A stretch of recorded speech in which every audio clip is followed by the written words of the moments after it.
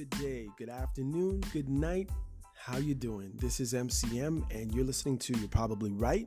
Today we are going to have a serious conversation. Well, maybe not a serious conversation, but there's going to be a serious talk happening here. Now, of course, I'm only doing the talking, but just stay tuned.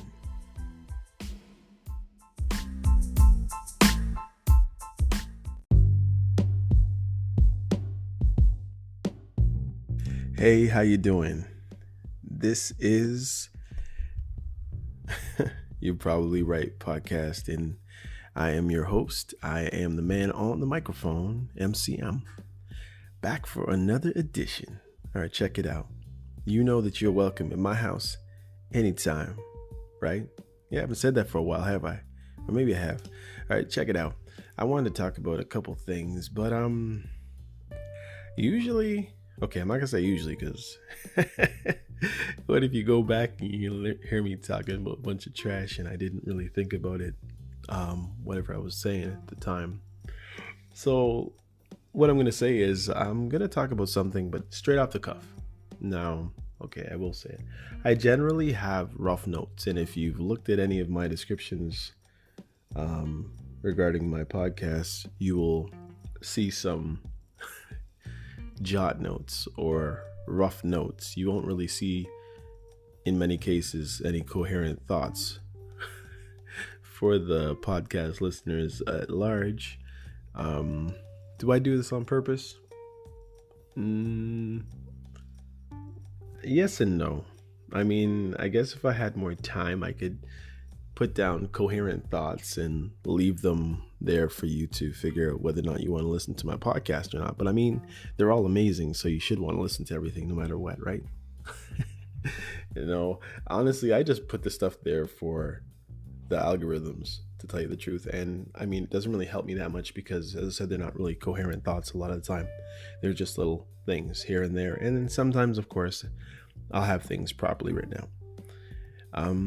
I wanted to talk about something that I've talked about prior to, I can't even remember. I'm just going to get to it. So I was thinking about giving back. I was thinking about rich business people, athletes, musicians, people in the so-called communities. And I'm trying to figure out why it is that there is, what's it called?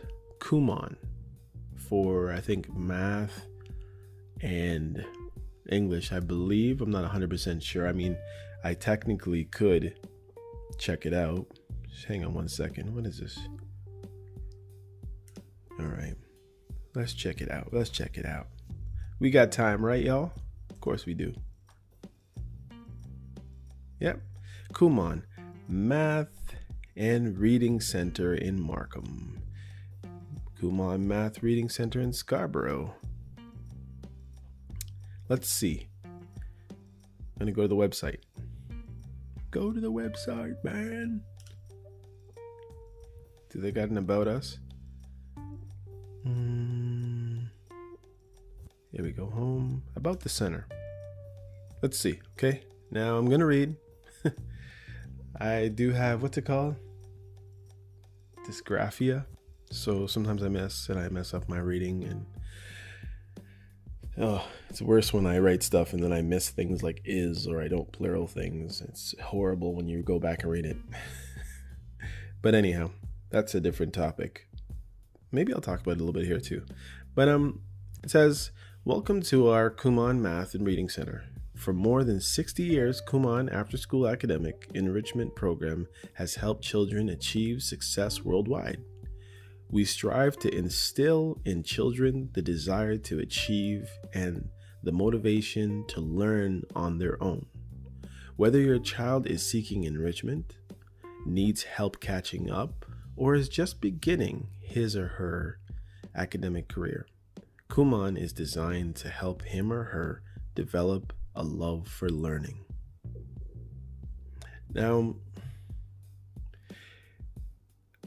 I don't know if I could do it, but let's just for jokes, okay? Now, this might not work because, again, I'm doing this off the cuff. So just pretend, I mean, it's me and you here, and you're listening to what I'm going to read here. I'm just going to switch up some words here. Now, listen. Welcome to FUBU Athletic Center. For more than 1 year, FUBU After School Athletic Enrichment Program has helped children achieve success worldwide. We strive to instill in children the desire to achieve athletic success and learn how to take care of their bodies and their mental health on their own. Whether your child is seeking to be a professional athlete or they need help to foster good eating habits and healthy exercise habits, or just beginning to learn how to play athletics, FUBU is designed to help him or her develop a love for physical fitness or something like that. Now, obviously, I just messed around with it a little bit there, but the point is what I'm saying, and Kumon isn't the only company that offers this, right? There's other ones out there because you hear about it. I have children. I'd always hear, this one, they can't come out and play, or they can't be on the team because they go to after school this lesson or that lesson.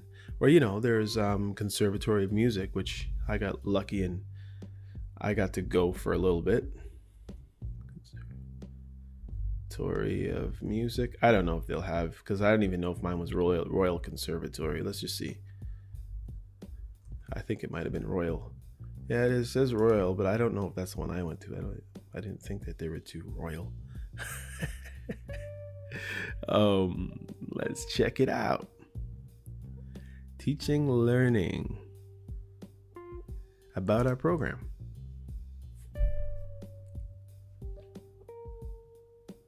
Program overview. Interesting. Start here. Curious about our program? Start here.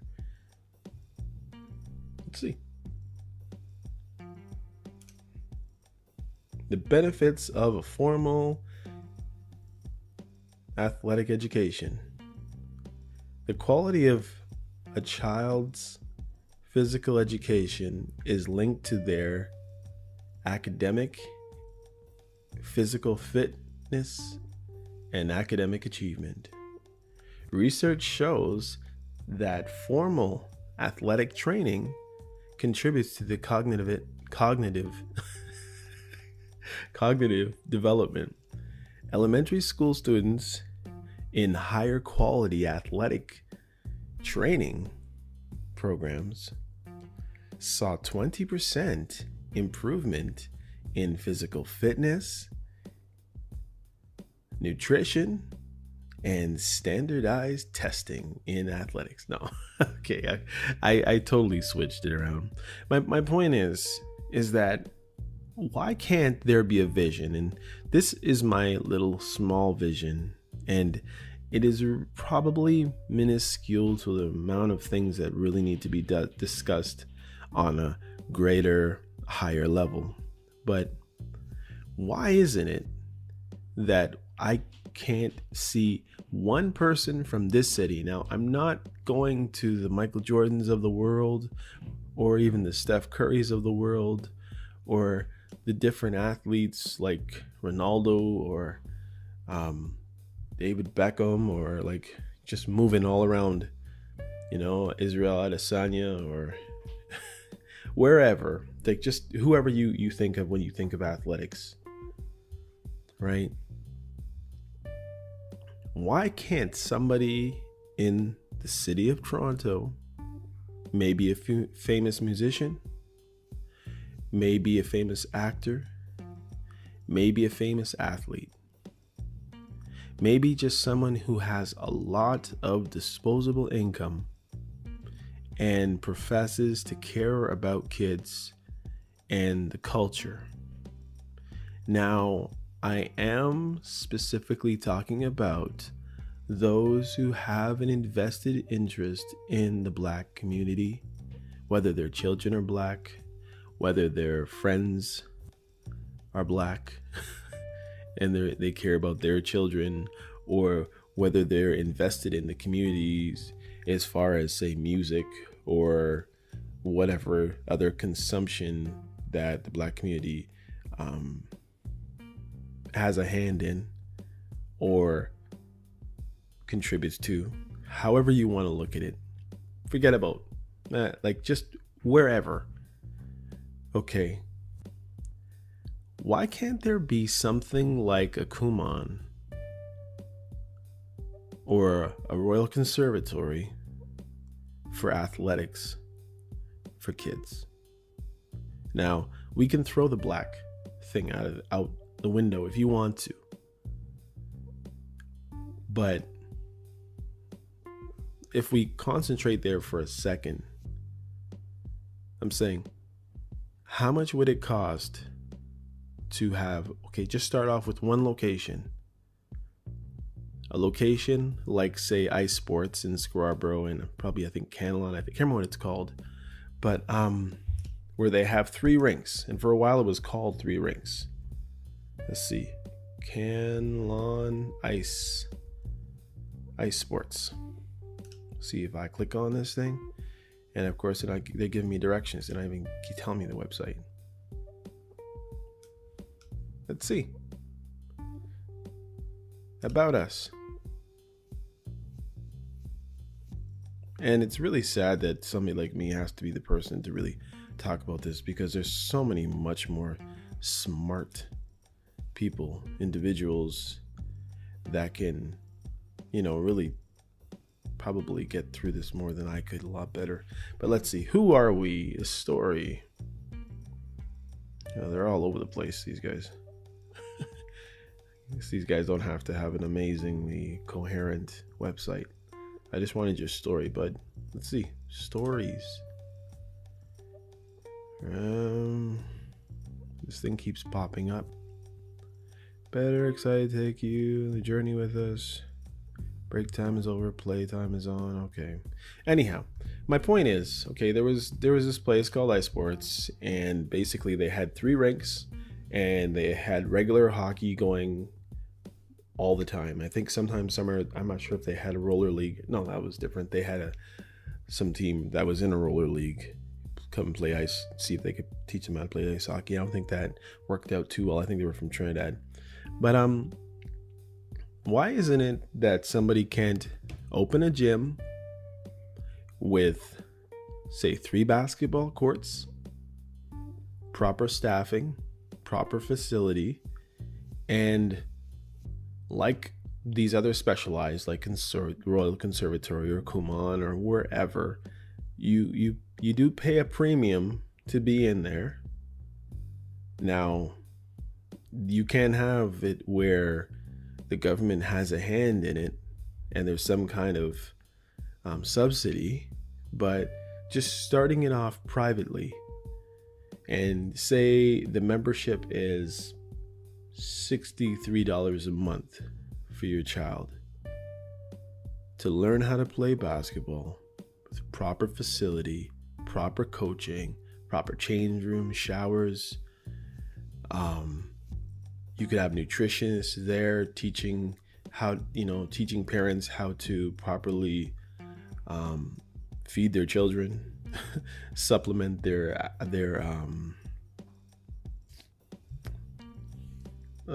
eating plan at home with healthy options that are not necessarily very, very expensive. And maybe for the older kids, what you could have is a membership of, say, $80 a month. Now, these numbers might be astronomical, and maybe this prices the so-called Black community out of this program, in which case maybe there needs to be some subsidy, or maybe because of the interest, maybe the price wouldn't have to be that high. Maybe it could start at $44 with limited spaces. Maybe there's advanced levels where like a select hockey where maybe you have to pay a little bit more, but your kid has a lot more potential. And then there's beginner house league that helps to subsidize the whole system. And maybe you have something where the kids, when they're 16 and older, can move on to weight training and more vigorous types of athletics, and yeah, I'm thinking about the Black community because I'm just going to be honest. When I, look at schools that I've surveyed myself, and not from asking, but just from seeing what goes on and from being a student in the GTA myself over the years, there's a different work ethic than that the greater populations of students from certain parts of the world tend to have. And it tends to come from the culture, sometimes from the religion, sometimes just family, but just from those countries and the work ethic that they have on, say, mathematics.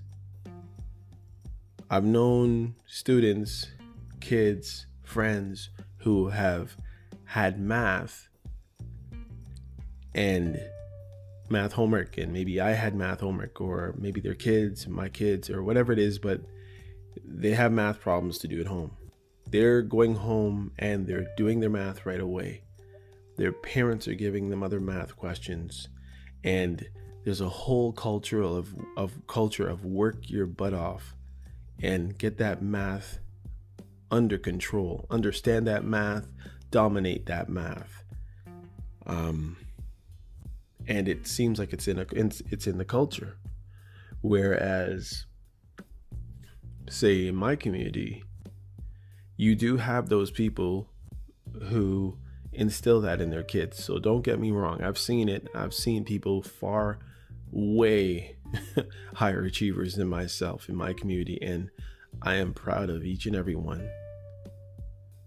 And I'm proud of the other people from the other cultures as well. The people who have that study to show yourself approved attitude.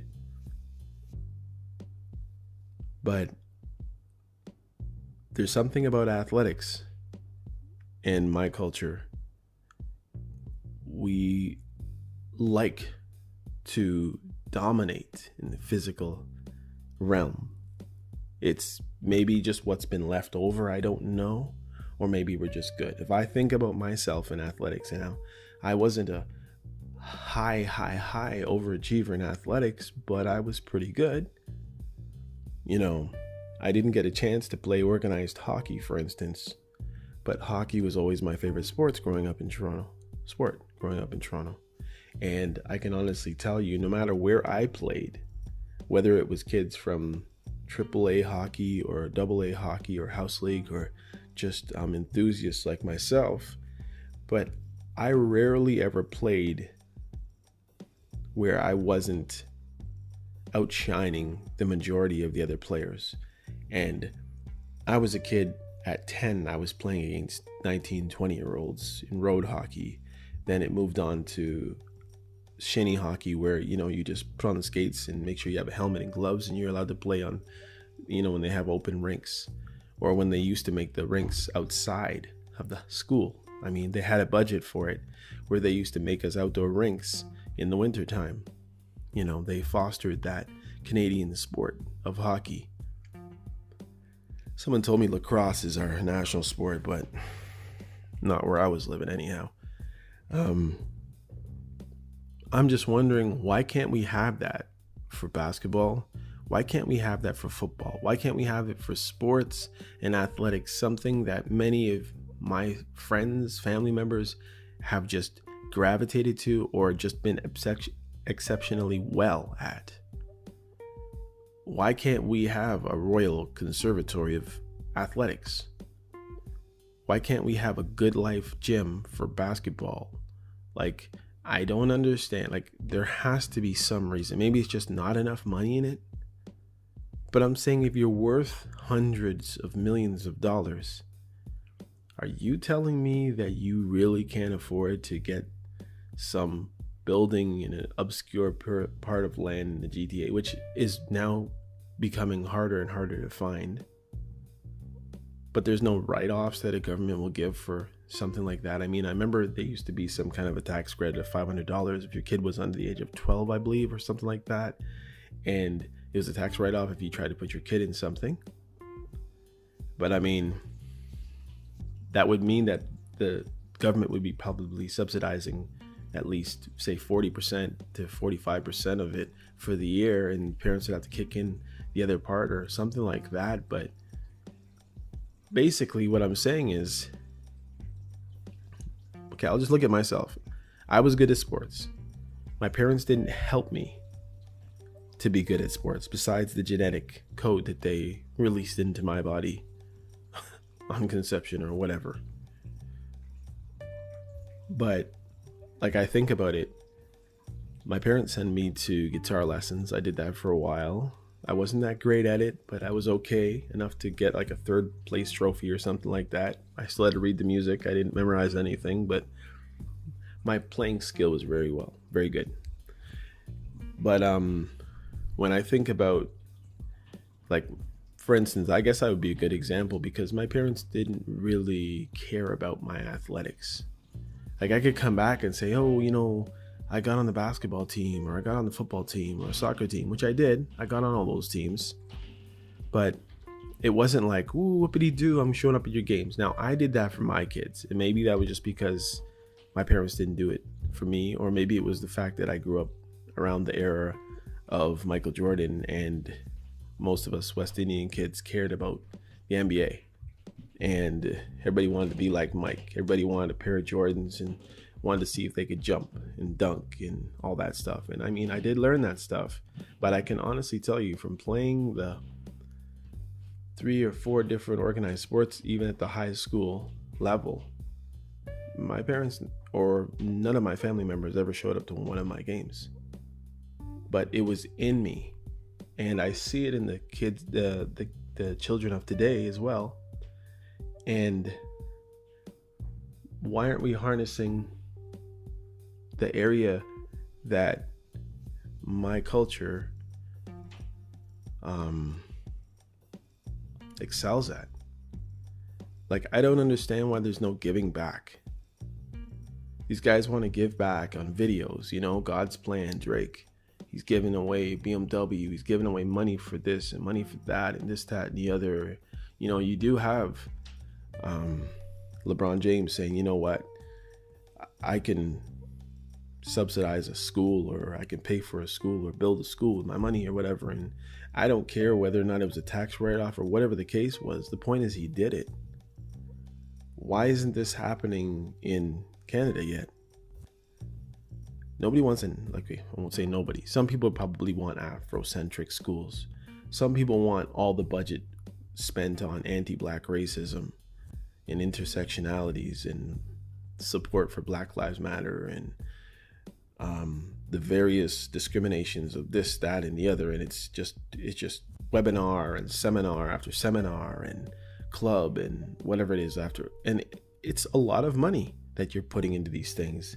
A lot of the people who are heading these up or heading up these talks are getting paid a lot of money. I'm saying, why can't a rich person or the government say, you know what, we're going to build, and I mean, Canlon Sports is probably, iSports is probably a private venture. Now, I understand there's a lot more. You can charge a lot more for leagues, but I think you would get a lot of leagues. I think there would be a lot. Maybe somebody has researched it. I really don't know.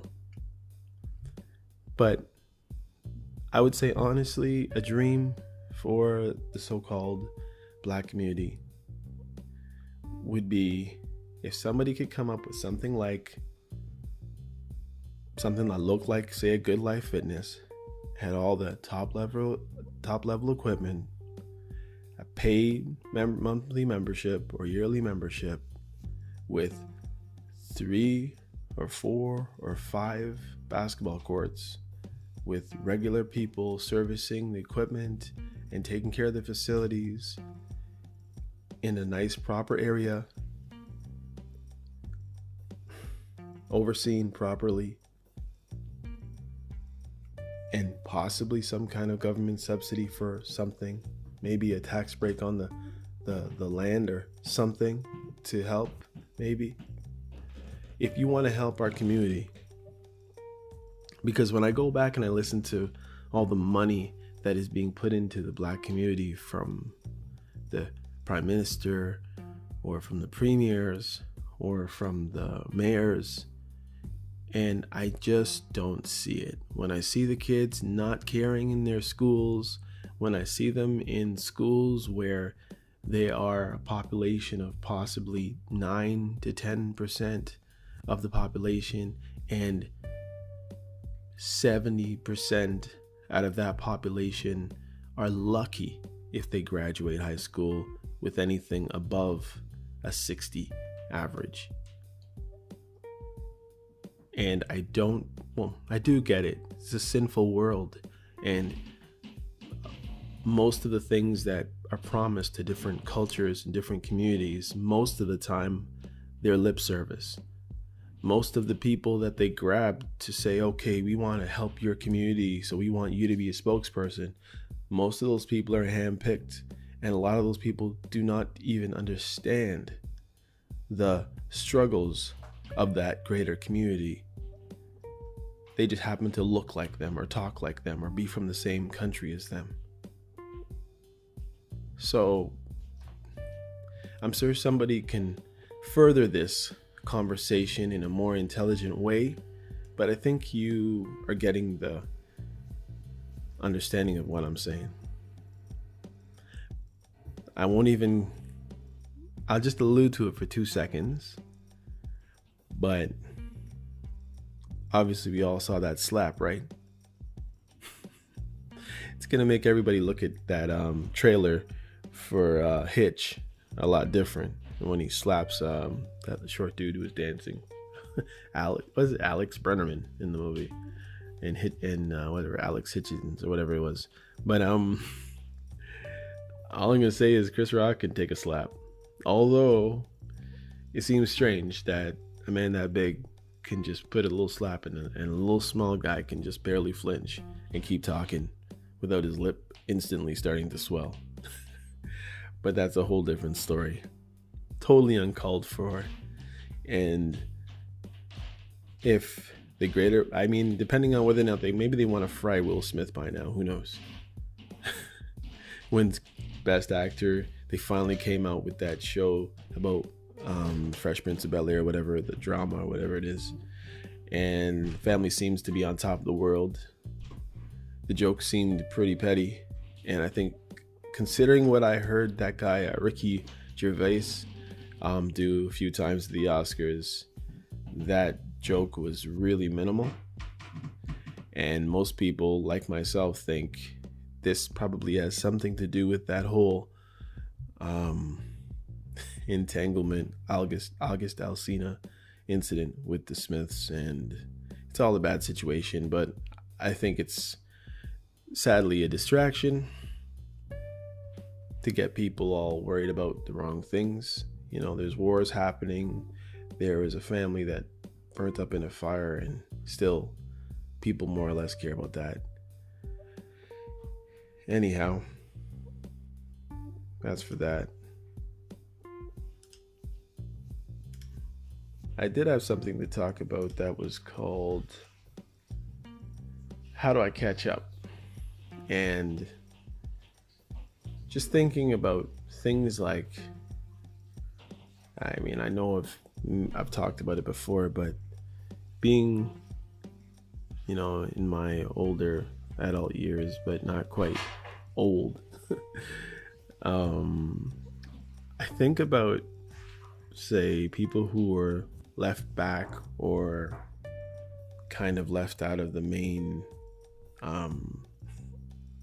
earning areas of life in the world, and always scraping for the bottom of the barrel for jobs or whatever opportunities are out there. In most cases, they try to say that they care about the youth, but I think sometimes people are forgetting about the people who were youths and are now adults trying to raise youths. And a lot of us have failing health. Why can I count on one hand basically at least 4 or 5 aunts, uncles, or mothers, or whatever it is, with some serious ailments to their bodies because they were doing back-breaking work all their lives. And most of them worked jobs that they didn't have great pensions or care. So now those people, who are mostly immigrants, are left to their own devices, or left for people like myself who maybe didn't get the upper echelons of the company's jobs, that good money to take care of ailing parents, siblings. We have jaded family members who are around and having all kinds of problems and dealing with substance abuse because of what has happened to them in their lives. And again, this isn't the case for all. So I'm not jaded, but just thinking about the world and how it's set up. Yeah, you can try to catch the kids, but those kids that you're trying to help now with your little incentives doesn't really help those kids take care of their parents when their parents are ailing from doing the 2 and 3 jobs just to make up a lower than midway income to support their family. It seems like it's like a trickle down effect. And I think that the community just needs some help. That's definitely something that I could have possibly thought out a little bit better, but hopefully you still understand what I meant. Lastly, because this is a short one this week, I wish that people would start looking at people from, your moral beliefs or your religion, maybe your politics, then your intersectionality and your cultures. But I know that that's just not the order of the day. But yes, I would love it if it would matter what religion or what your belief system. I mean, I don't know. It's just, people care about these other aspects of people that generally nobody sees except for whoever you're going home to. Maybe you want to be able to dress a certain way. Maybe you want to augment your body in certain ways, or whatever the case is. But dealing with people from various communities, you'd like to know what they believe. It makes it so much easier to communicate, cooperate, and just deal with on a whole if you know what somebody's core belief systems are. And right now, that seems like it's kind of in the dust. It seems like it doesn't matter. But those of us who are from the family of God, according to the God of the Holy Scriptures, the Bible, 66 books of the Bible, when somebody tells you that they are a Christian, not I'm Christian, because once you usually hear that I'm Christian, generally that person is generally not an actual born again believer. Generally those people are, their parents were Christians, they were brought up in church, or they showed up every year at a Christmas and an Easter ceremony or of some sort, and that's what they call, they say they're a Christian. But I'm actually talking about the people who made the decision that, they believe the God of the Bible. They believe that Jesus is Lord, to the glory of God the Father. They believe that the Holy Spirit, the Comforter, is in them. They believe that Christ died on the cross and rose again on the third day and sits at the right hand of the high power. They believe in sanctification. They believe in justification. They believe that God is sovereign. They believe in predestination and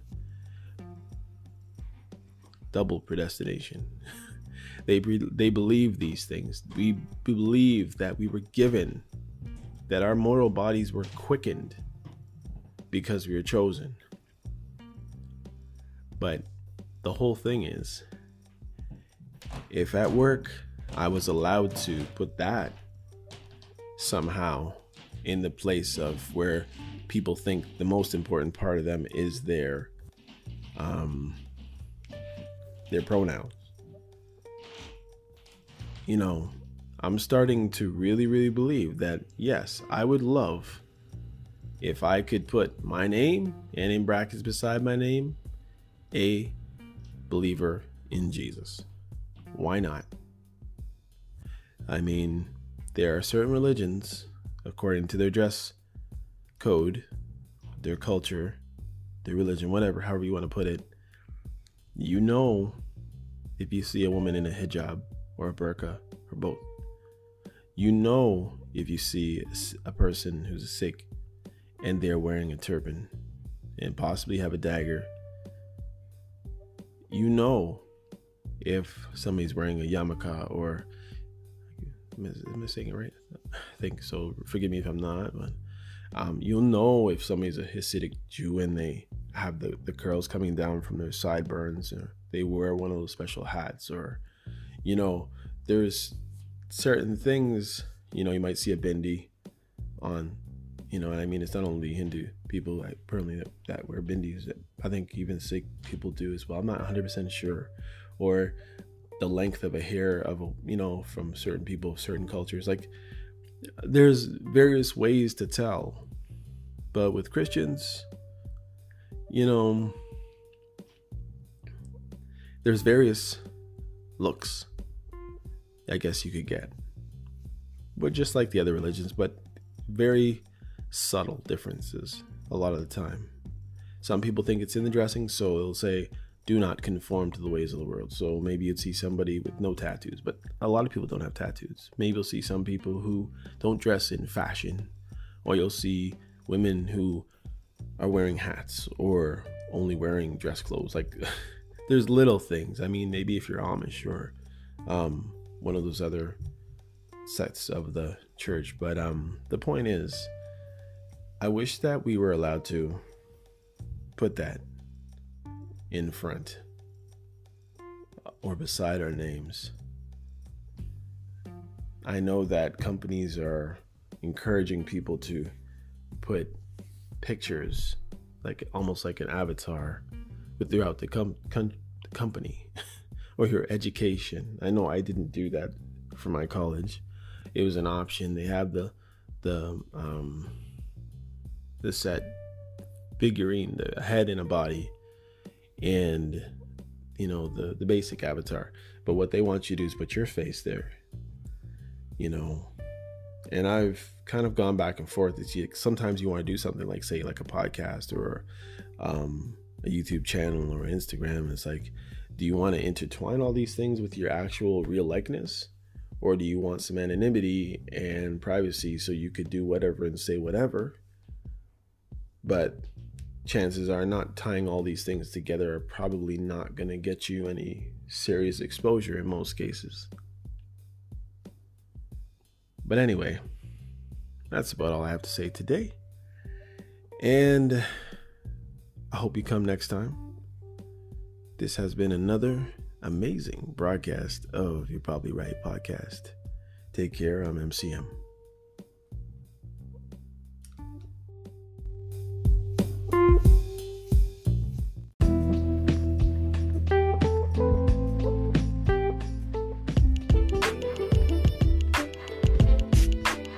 Hey, come check out You're Probably Right podcast. Society is getting more unpredictable every day, but at the same time, predictable in its unpredictability. Say that 4 times real fast. Come with me as I attempt to find clarity in all the fog while staying way outside the box and kicking the box way down the road with my size 12 dogs. I use the Bible, experience, education, fortune, misfortune, life's lessons, life's mistakes to sort through all the mess. I talk about news, God, God, self-help, sports, sickness, health, music, parenting, love, humbleness, hurt, pain, joy, and all the things that might make you say, I never thought of it that way. Hopefully, anyway. Also, I take a stab at answering tough and not so tough questions, and all the while, understand that, listen, sometimes you end up in the hot seat and there's no thermostat. Well, that's how it is here. And because there's no topic, very few topics off the table, Torontonians will understand that Doug Ford reference there. Hopefully the podcast will be helpful and uplifting. And hey, maybe you'll find your own private Idaho here somewhere. Hope to see you soon.